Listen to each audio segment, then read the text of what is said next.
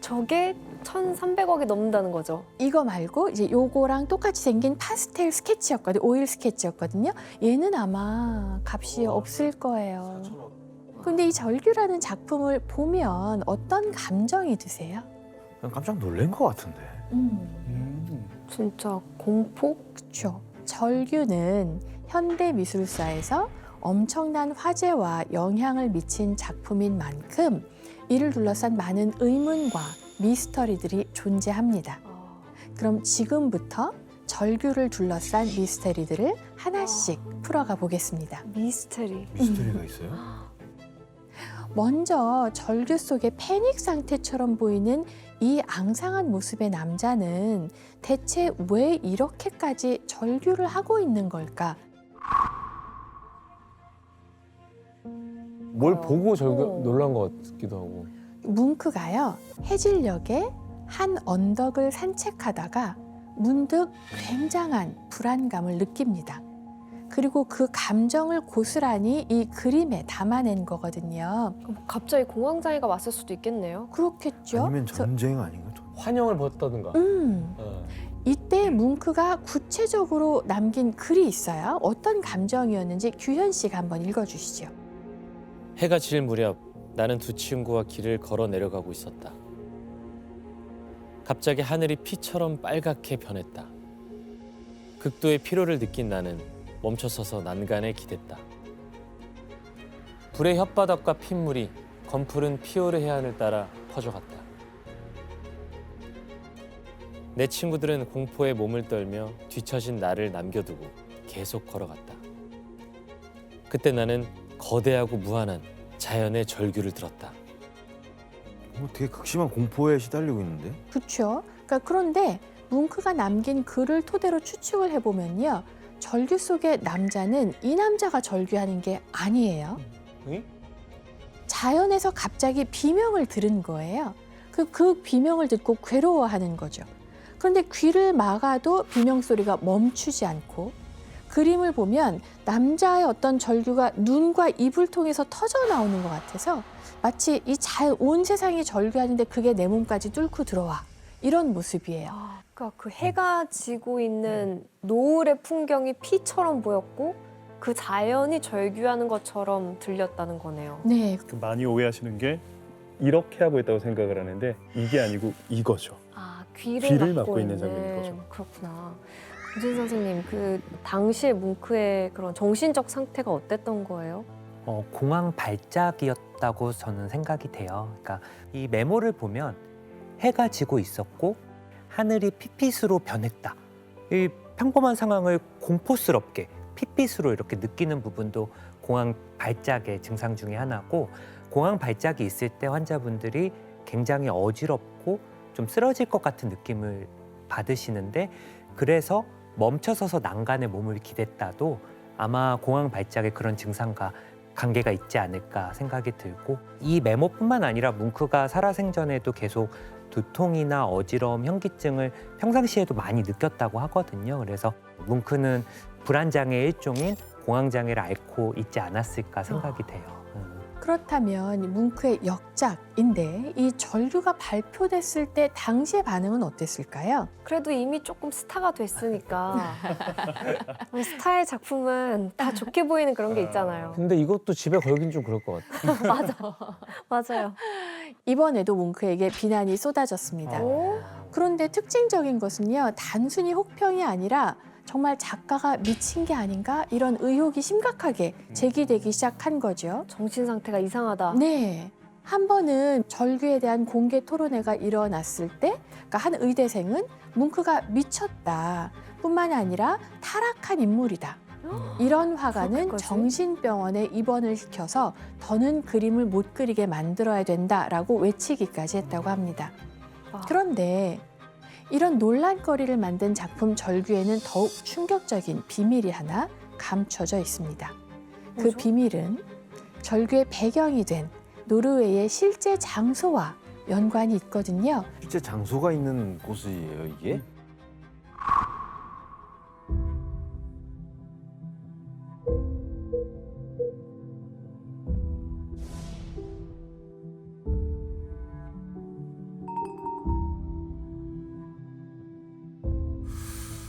저기서 실제 노을을 보면 정말 저렇게 보여요.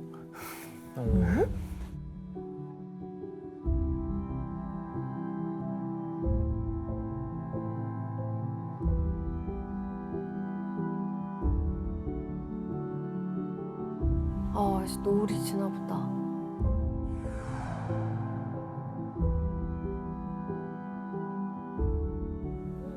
네, 이 에케베르크 언덕이라는 곳입니다.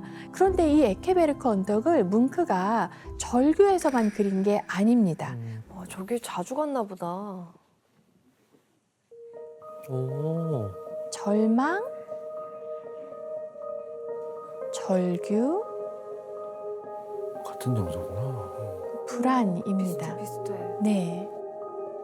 이렇게 절망, 절규, 불안이라는 작품 배경이 모두 에케베르크 언덕이거든요. 그럼 여기서 문제를 내겠습니다. 무슨 문제지? 뭉크는 절규의 배경이 된 에케베르크 언덕을 강박적으로 계속 그려나갔는데요. 그 이유는 무엇이었을까요? 에케베르크 언덕.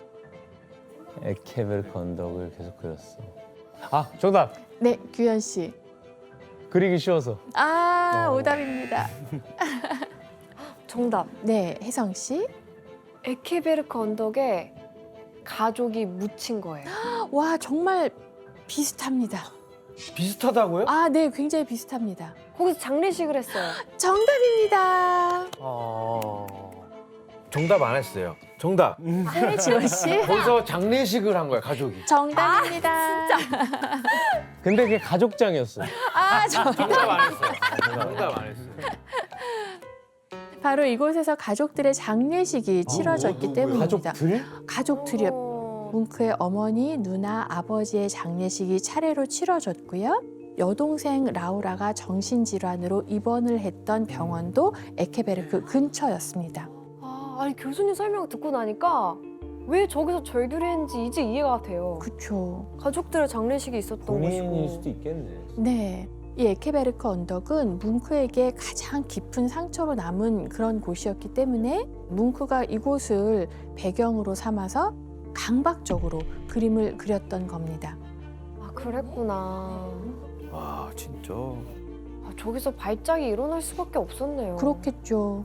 그런데 이 절규 속에는 또 100년이 넘게 풀리지 않았던 또 다른 미스테리가 있습니다. 또 있어요? 그 미스터리는 뭉크가 절규를 발표하고 나서 그로부터 11년이 지난 1904년에 절규의 한쪽 귀퉁이에서 심상치 않은 의문의 아주 작은 낙서 하나가 발견된 거예요.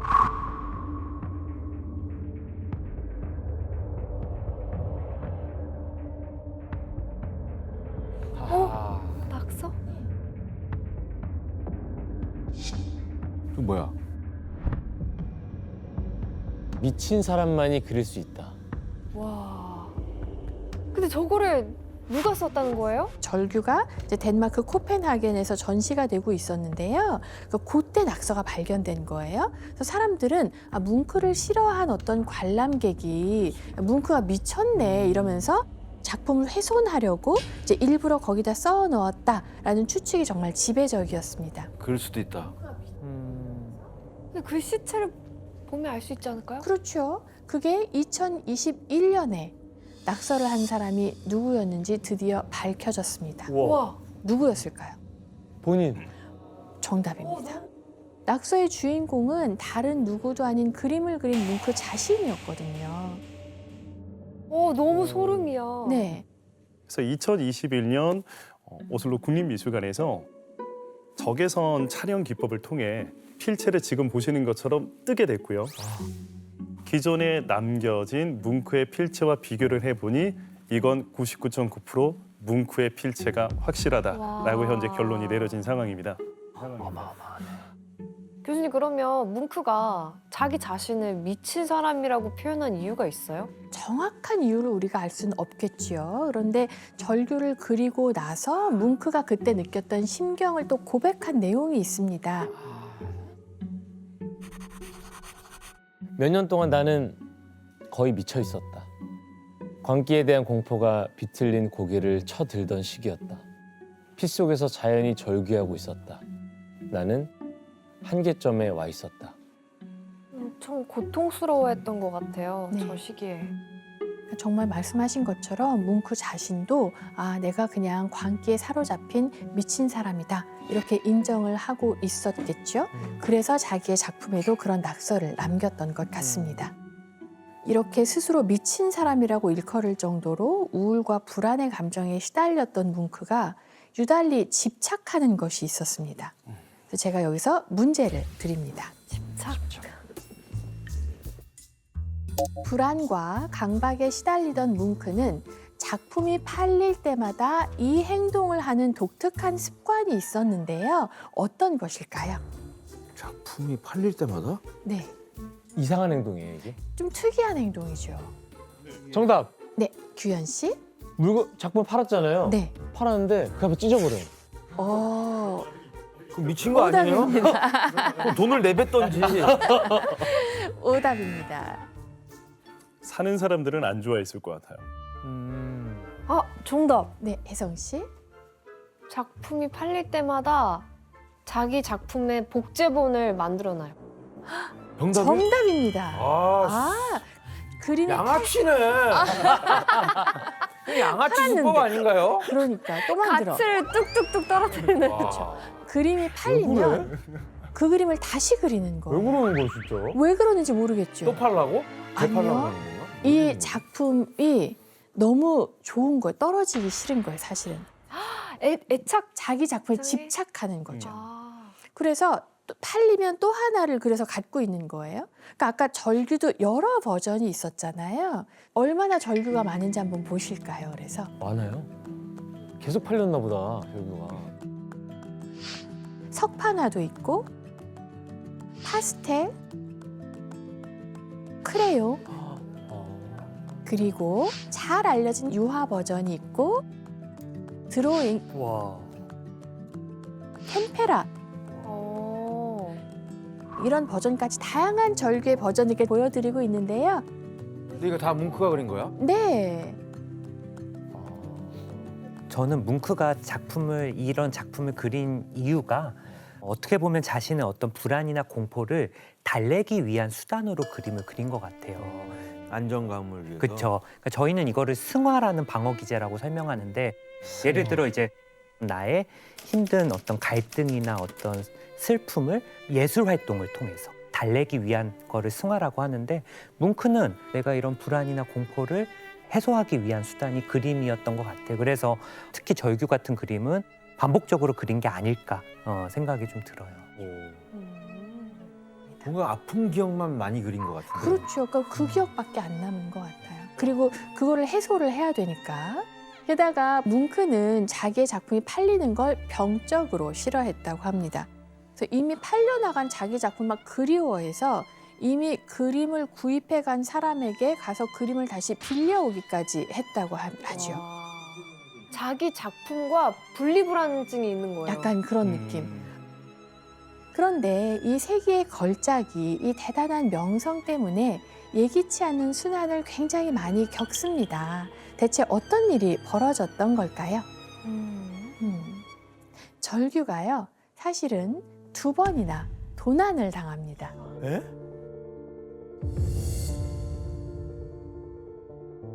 첫 번째 도난 사건은요, 1994년 2월 노르웨이 오슬로 국립미술관에 걸려있던 유화 버전이 사라졌습니다. 그러니까 당시 상황이 영상으로 남아있는데요. 영상으로 한번 보실까요? 야, 이걸 누가 훔쳐갔냐? 어? 이때 CCTV가 있었어요? 네, 맞아요. 이거 뭐야? 에? 저걸로 타고 올라간다고요? 와, 저거 뭐 허술하다. 진짜 허술하네. 그냥 가지고 갔습니다. 뭐야? 어머 어머. 뚜벅뚜벅 그냥 갖고 나간 거?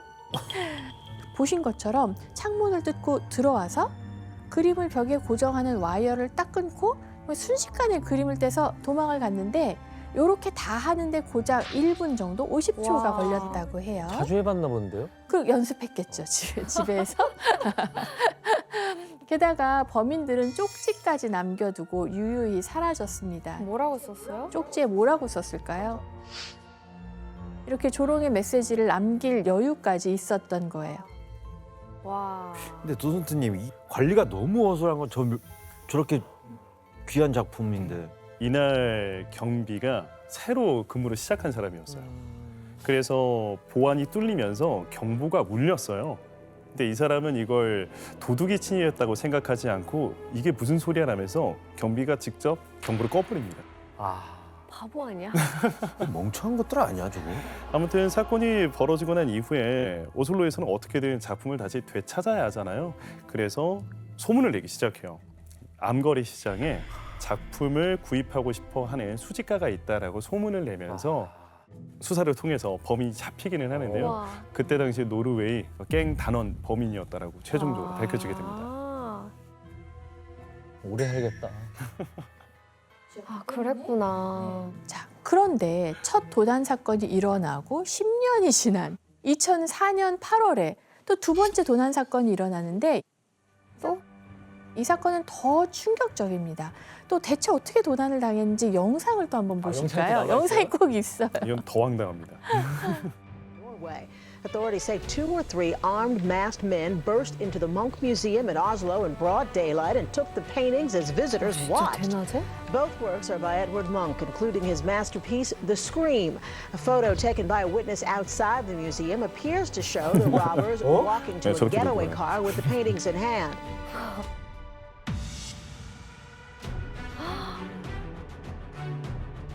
A man coming forward with a black guard over his mouth and nose. And he was pointing it at everybody to get down, and 아, he was 총을 protecting 들고. the person who was on the inside taking the paintings off the wall. 와, 진짜 황당하다. 94년도에 걔네 둘 아니에요? 다시 온 거 아니야? 그 보신 것처럼 2004년 8월 22일 오전 11시 10분이면 미술관 한참 사람 많을 때거든요. 그래서 오슬로 미술관에서 관람객들이 이제 작품 한참 감상하고 있는데 검은 복면으로 무장한 괴한 2명이 나타나서 총으로 위협을 하더니 순식간에 절규를 떼어간 거예요. 이때 범인들이 가져간 거는 절규의 템페라 버전이었는데요. 이번에도 노르웨이 갱단의 소행이었다고 합니다. 와, 좋은 건 알아가지고. 네, 범인이 잡히긴 잡혔어요. 2년 만에 경찰이 작품을 되찾았다 이렇게 발표를 했는데요. 갱단의 보스가 자기의 사면을 조건으로 이 작품을 거래하려고 했다는 소문이 돌기도 했는데 사실 지금까지도 이 작품이 어떻게 돌아왔는지는 완벽하게 밝혀지지 않고 있습니다.